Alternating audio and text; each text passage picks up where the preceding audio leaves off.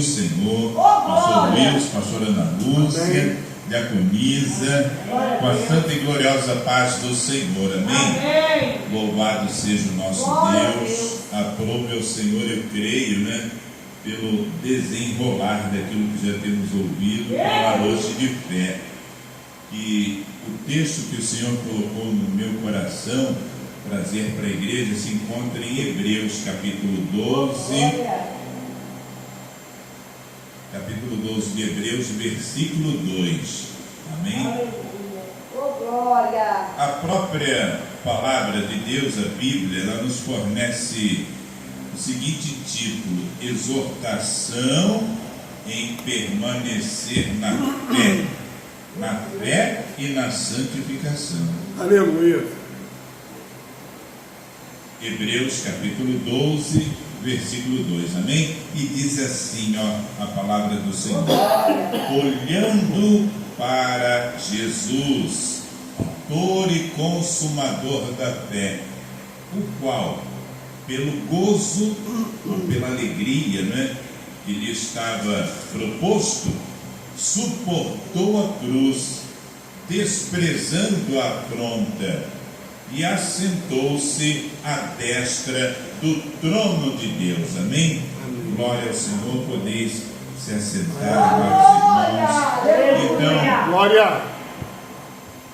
Um pouco diferente do título sugerido pela Bíblia, eu daria o seguinte título a esse aí, daria o seguinte tema, essa mensagem: olhando para Jesus em meio à guerra. E aí nós vemos aí duas situações, duas histórias diferentes, de duas pessoas diferentes. A primeira do pai, do menino, que o pastor Wilson trouxe. A guerra dele qual era? Era ver o filho, perturbado por aquele espírito imundo. E a Bíblia descreve esse menino, descreve que era um menino, não sabemos precisar a idade desse menino. Quando Jesus pergunta quanto tempo ele está assim, o pai vai responder: desde a infância. Então desde pequenininho, esse pai vinha sofrendo, enfrentando essa guerra de ver o filho sendo tomado por um espírito imundo, que lançava ora aquele menino no fogo, ora na água. E vemos esse homem também, esse paralítico, que, como a diaconisa falou, a Bíblia não diz quanto tempo ele estava paralítico. Guerras diferentes. Um homem paralítico e um outro homem com um pai, com um filho atormentado por espírito imundo. Então, e os dois estiveram diante, de frente para o Senhor Jesus. Daí que é o melhor título mesmo: olhando para Jesus em meio à guerra.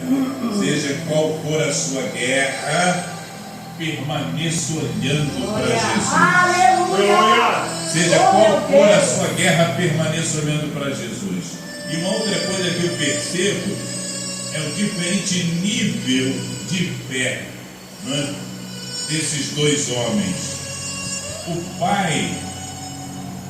O pai do menino, de Marcos capítulo 9, ele vai declarar para o Senhor Jesus. Ele vai declarar para o Senhor Jesus no versículo 23. Aliás, no versículo 22. E muitas vezes o tem lançado no fogo e na água para o destruir. Mas se tu podes, fazer alguma coisa, já colocou em xeque a capacidade, o poder de Jesus. Se tu podes fazer alguma coisa, tem compaixão de nós. E ajuda-nos ao que o Senhor Jesus vai dizer para ele: se tu podes crer, tudo é possível ao que crê. E ele vai declarar, ele vai estufar o peito e vai dizer: eu creio, Senhor. Mas esse creio dele, eu creio, Senhor, ele vem misturado com lágrimas, porque com lágrimas ele vai clamar ao Senhor Jesus: ajuda a minha incredulidade. Ou seja, eu creio, Senhor, mas a minha fé não é muito firme. Meu Deus, obrigado. Ajuda a minha incredulidade. Senhor, mas a minha fé está tão balançada. Eu creio, Senhor, mas eu estou há tanto tempo diante dessa guerra. Eu creio, mas eu estou há tanto tempo diante dessa guerra.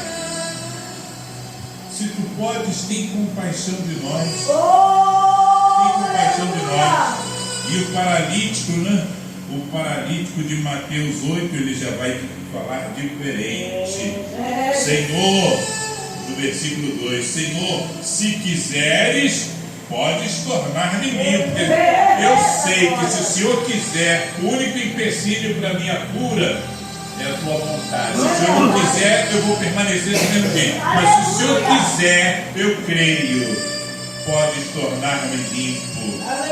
E Jesus vai responder para ele, estendendo a mão: quero ser limpo.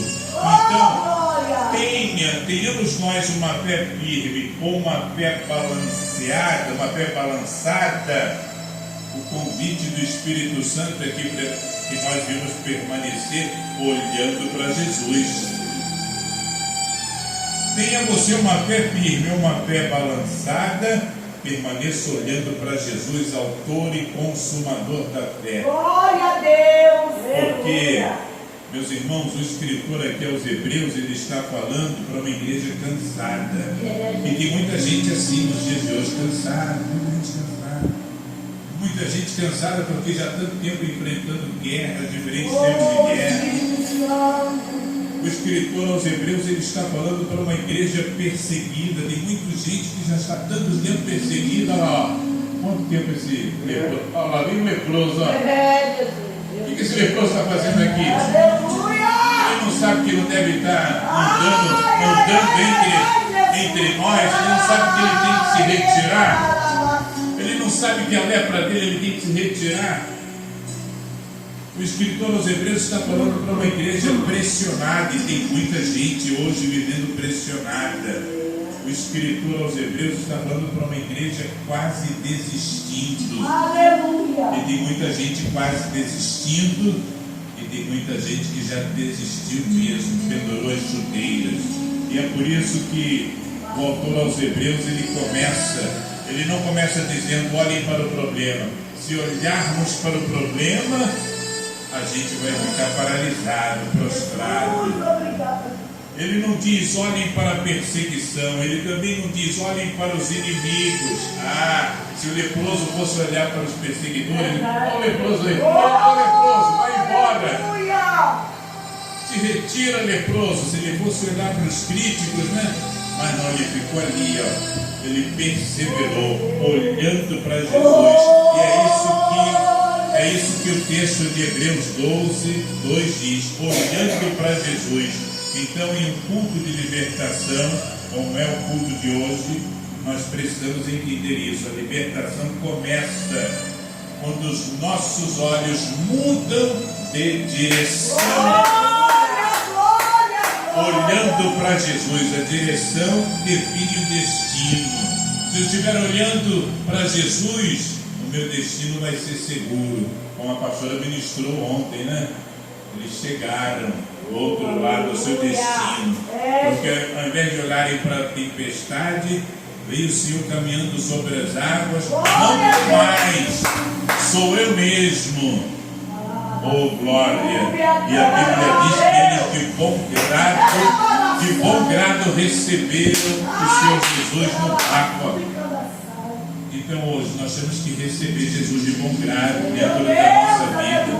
Tem pessoas que só não alcançaram ainda a cura, a resposta de Deus, porque não receberam a Jesus de bom grado. Tem Jesus que não alcançaram a libertação, a mudança de cativeiro, porque não receberam Jesus de bom grado. Estão olhando para a perseguição, estão olhando para a luta, ou estão com um olhar distraído, né? Estão olhando para Jesus, mas não com um olhar fixo. E Hebreus está falando claramente, olhando para Jesus. Isso não é um olhar distraído, não é um olhar, obrigado, pastora. Isso não é um olhar distraído, não é um olhar ocasional, aquele olhar assim meio, olhei, mas você prestou atenção? Não, nem prestei, o que foi? É um olhar fixo.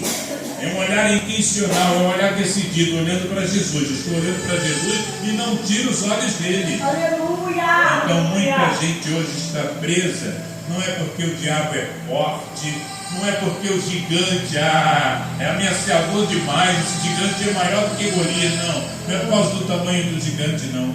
Tem muita gente presa porque os olhos não estão no lugar errado. Ao invés de olhar para Jesus, né? A pastora falou aqui de incredulidade, e é verdade. Tem muita gente que está olhando para Jesus nesse olhar ocasional e pensando, Jesus não está olhando como o leproso. Se quiseres, pode tornar-me limpo. Aí um olhar ocasional, um olhar distraído, Jesus pode me libertar. Mas a pessoa nunca alcança a libertação, porque não está olhando fixamente para o Senhor, está olhando para o vício, para aquilo que é escravista, está olhando para a força daquilo que aprende a velhos hábitos, está olhando para a força daquilo que arrasta ela para comportamentos disfuncionais, comportamentos autodestrutivos. Tira o olhar da crise, tira o olhar da impossibilidade, tira o olhar do vício, tira o olhar da traição. Mas me traíram, me apontaram. Se o leproso fosse olhar para aqueles que apontaram ele, havia leproso de novo, Tem muita gente com um olhar fixo na enfermidade, mas é sempre se o pai do filho, do menino endemoniado, ele ficasse olhando ali, mas esse demônio é muito difícil. O menino ia continuar endemoniado. Aleluia. Ajuda, eu creio, Senhor, mas ajuda a minha incredulidade. É verdade. Uma fé fraca, ele decidiu olhar para Jesus. E é isso que o texto de Hebreus 12 nos ensina. Olhar fixo para Jesus. Nós temos que tirar os nossos olhos da injustiça, temos que tirar os nossos olhos do passado. Aleluia. A libertação, a verdadeira libertação, ela começa quando os olhos saem da dor e se fixam em Cristo. Glória a Deus. Pedro só andou sobre as águas enquanto ele olhava para Jesus. Porque quando ele olhou para o vento, quando ele começou a sentir aquela água gelada batendo na pele dele, quando ele começou a sentir a água agitada debaixo dos pés, aí ele começou a afundar. Tirou o olhar de Jesus. Ele, em vez de ficar com o olhar fixo no Senhor, vem. Se és tu, Senhor, manda que eu vá até o Senhor, então vem. Mas aí ele tira o olhar do Senhor Jesus e fixa na tempestade. E aí começa a afundar. E esse é o motivo porque muitas pessoas estão afundando emocionalmente. Esse é o motivo porque muitas pessoas estão afundando emocionalmente, confiando em medicamentos psicotrópicos, para tentar dormir. Uma cabeceira tomada por remédios, e se os remédios acabarem, aquela pessoa entra em desespero. Jesus não é o suficiente, ela tem que ter os remédios dela. Eu conheci um homem assim, e eu dizia para ele: olha, os remédios que o senhor precisa não são fáceis de se obter assim. São remédios que precisam de prescrição médica. O senhor tem que ter fé em Deus, mas ele não olhava para Deus, ele não olhava para a palavra de Deus, ele olhava para a necessidade, para a carência dele dos remédios, ele olhava para o problema. Ao invés de tirar o olhar do problema e colocar no autor da fé, ele colocou na dependência dos medicamentos. E hoje o Espírito Santo está dizendo: volte a olhar para mim. Aleluia. Olhe para Jesus fixamente.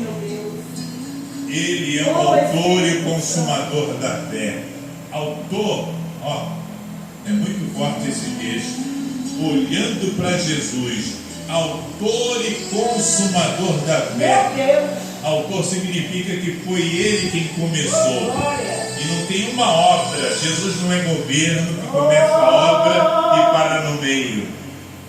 Jesus não é empresa privada, empresa pública, que inicia uma obra e não vai até o fim. Quando ele inicia uma obra, ele termina. Quando ele começa uma obra, ele termina. Consumador significa que ele termina. Você não começou essa caminhada sozinho. Foi Jesus quem te chamou. Foi Jesus que te tirou do lamaçal. Foi Jesus que te levantou. É Jesus quem está dizendo para você: olhe para mim. Então pare de olhar para o problema. Tem pessoas que começaram a frequentar a casa de Deus, começaram a buscar a Deus para obter cura, libertação, restauração, mas pararam no meio da caminhada, voltaram atrás, porque não tiveram olhar fixo para Jesus.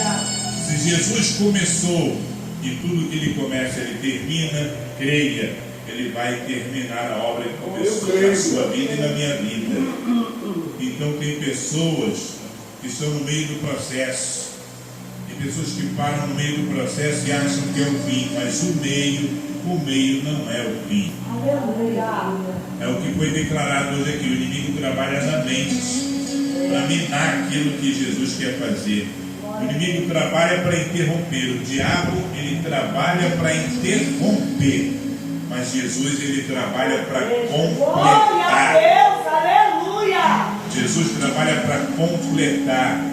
Filipenses capítulo 1, versículo 6 confirma isso. Aquele que começou a boa obra a aperfeiçoará. Então, em um culto de libertação, eu só tenho que declarar uma coisa: o que Deus começou na sua vida e na minha vida não vai morrer no meio do caminho. Não vai morrer no meio do caminho. Jesus suportou a cruz, então há propósito na dor, tem propósito no deserto. Tem propósito no deserto que atravessamos. Porque às vezes, o Espírito Santo. Foi o Espírito Santo que levou Jesus para o deserto, para ser tentado pelo diabo, com um propósito. Então todo propósito tem um fim. O texto que lemos diz que ele, pelo gozo, pela alegria que estava proposta, suportou a cruz. Ele viu além da cruz, ele viu além da dor. E foi exatamente o que esses homens fizeram. O leproso viu além da sua enfermidade. O leproso viu além da humilhação que ele sofria. A cruz não era o final para Jesus, era a passagem para a glória. Então escute isso, meus irmãos. Se existe cruz na sua vida, é porque existe propósito maior. Se existe um processo na sua vida, é porque existe um propósito maior. O diabo quer que nós interpretemos a dor como abandono. Era isso que ele tentou fazer lá com o Senhor Jesus no deserto. Se tu és o Filho de Deus, transforma essas pedras em pães. Mas Jesus não estava abandonado. Jesus estava abandonado no deserto. Foi o próprio Espírito Santo que o levou para lá. E era o Espírito Santo quem estava sustentando o Senhor Jesus. A cruz não foi abandono, foi plano de redenção. E muitas das vezes o servo de Deus passa por processos também. Daniel enfrentou a cova dos leões. Ananias, Misael e Azarias enfrentaram a fornalha ardente. E nenhum processo desse foi abandono. Foi plano de Deus para ele, para o Senhor ser glorificado. E hoje muitos estão sofrendo ataques espirituais, pressões psicológicas, opressões familiares, mas Deus está dizendo: há gozo proposto depois disso. A luta não é sentença, a luta é transição. E a Bíblia diz por fim que o Senhor Jesus, ele desprezou a afronta. É forte isso. É muito forte. Jesus desprezou a afronta. O leproso também teve que desprezar a afronta. Ou seja, às vezes temos que desprezar a opinião, a crítica dos homens. Se a gente for absorver, tem um negócio que as pessoas usam, né? Não estou. É só uma crítica construtiva. Mas às vezes é para bater. Às vezes é para bater, para matar, quando não muito para paralisar. Olha o Senhor Jesus, se tu és o Filho de Deus, desce dessa cruz e nós creremos. Aleluia. Salvou a tantos e agora não pode salvar a si mesmo. Ele desprezou a afronta. Ele foi chamado de impostor. Jesus foi humilhado, Jesus foi exposto, mas ele não parou por causa da opinião dos homens. E nós aprendemos com o Senhor Jesus e com o homem de fé, como o leproso. O leproso era um homem de fé, porque ele estava ali contrariando todos os paradigmas da sociedade. O leproso não poderia andar no meio da sociedade, o leproso não poderia estar em público, mas ele estava lá para clamar pelo milagre dele. Quantas pessoas estão presas hoje à opinião alheia, presas ao que falaram, mas falaram isso de mim, presas ao que rotularam elas. Mas o filho desse homem desde menino, desde criança é assim, e deve ter alguma maldição sobre ele. Quantas pessoas estão presas ao passado, que insistem em jogar na cara. Mas Jesus desprezou a afronta. Então desprezar não é fingir que a afronta não existe. Desprezar é decidir que aquilo não vai te parar. Você não é feito de rótulos. O homem de Deus e a mulher de Deus não é feito por rótulos, pelo que rotulam ele ou pelo que rotulam ela. Hoje Deus quer libertar você da prisão da aprovação humana, porque às vezes ficamos prisioneiros da aprovação humana. Se eu não recebo a aprovação, Jeremias, homem de Deus, como o pastor Luiz já disse tantas vezes ministrando sobre essa palavra, ele está aqui hoje, senão ele concordaria. Não ganhou uma alma, o nome dele não estava nos outdoors, nem a família de Jeremias cria nele. Não creio nele, não. Tem a família de Jeremias dizendo, não acredito em Jeremias, não. Mas Jeremias não estava prisioneiro da aprovação humana. Quem vive olhando para os homens nunca experimenta a plenitude do céu. Jesus está sentado à destra de Deus, ou seja, a vitória que você quer, ela não vai ser conquistada, ela já foi conquistada, ela já existe. Você só ainda não viu com os teus olhos carnais, mas contemple a tua vitória pelos olhos da fé. O texto termina dizendo que Jesus está sentado à direita do trono de Deus. Assentar-se fala de obra concluída, fala de autoridade, fala de governo. Jesus não está lutando. Tem pessoas que pensam que Jesus está lutando para vencer. Ele já venceu. E porque Jesus venceu, nós podemos vencer. Então, em culto de libertação, precisamos entender isso. Não lutamos por vitória, lutamos a partir da vitória. Jesus é o único que entra no ringue já como vencedor. Aleluia! A cruz derrotou principados e a ressurreição, a ressurreição é forte. A ressurreição esmagou o inferno. Aleluia! Amanhã vai ser feriado, sexta-feira santa, Aleluia, verdade. Porque domingo será domingo de Páscoa. Domingo onde o Senhor Jesus, ao terceiro dia, estava sendo dado como morto, mas ele estava vivo. No terceiro dia ele estava vivo. Estava ali Cleopas e outro discípulo, já 2 quilômetros praticamente longe de Jerusalém, se decidiram a passar da casa de paz, perplexos, desanimados, presos a rótulos, presos à opinião alheia, até que o Senhor Jesus se manifestou diante deles e começou a falar a palavra. E falando a palavra para eles, eles vão declarando o outro. Não ardia em nós o nosso coração, quando pelo caminho falava a palavra. Nós não temos que estar presos a rótulos nem a opinião alheia. Temos que estar presos ao que nos diz a palavra. É a palavra que vai aquecer o nosso coração. O trono confirma a autoridade. Então, se nós estamos em Cristo, o inferno não tem a palavra final sobre a nossa vida. Se estamos em Cristo, o inferno não tem a palavra final sobre a nossa vida, sobre a nossa família. Porque esse leproso, ele olhou fixamente para Jesus. Se o Senhor quiser, eu creio que posso ser limpo. E até o pai do menino, mesmo com uma fé fraca, nos ajuda a minha incredulidade e receber o milagre dele.